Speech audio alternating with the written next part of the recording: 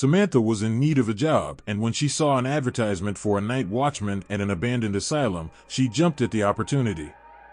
She had always been fascinated by the paranormal and thought it would be an exciting and unique experience. She arrived at the asylum, a grand old building that had been left to decay. It was clear that the asylum had seen better days. The windows were boarded up, the paint was peeling, and the grounds were overgrown. But despite its dilapidated state, there was something eerie and alluring about the place. Samantha was greeted by the manager, who gave her a quick tour of the building and explained her duties. She was to patrol the grounds, make sure everything was secure, and report anything out of the ordinary.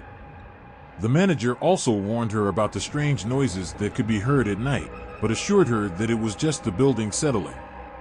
Samantha started her shift, and at first, everything seemed normal. She walked around the building, checking the doors and windows, and making sure everything was secure. But as the night went on, she started to hear strange noises coming from the walls, and the floorboards creaked as if someone was walking on them. She could feel a cold breeze in rooms that should have been warm, and she saw shadows moving in the corner of her eyes. She knew she was not alone in the building. The patients of the asylum were still there, they were still suffering, and they were still angry. They had been locked up in the asylum, and they had never received the help they needed. They were still trapped in their own personal hell, and they wanted out. They wanted to be heard, and they were using Samantha to communicate with the outside world. Samantha was terrified. She wanted to leave, but she knew she had to finish her shift. She tried to ignore the noises and the shadows, but they were getting louder and more frequent. She started to hear voices whispering her name, and she could feel a presence following her. She knew she had to find a way to communicate with the patients and help them find peace. Samantha decided to set up a Ouija board in the main hall of the asylum. She wanted to reach out to the patients and help them.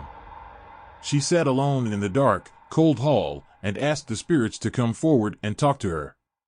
To her surprise, the planchette on the board started to move on its own, and the spirits spelled out a message: "Help us, we are still suffering."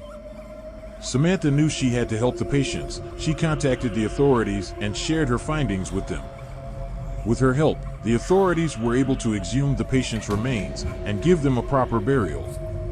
The spirits were finally at peace, and Samantha never heard from them again. She quit her job as a night watchman and never looked back. Leave a like and subscribe for more scary stories.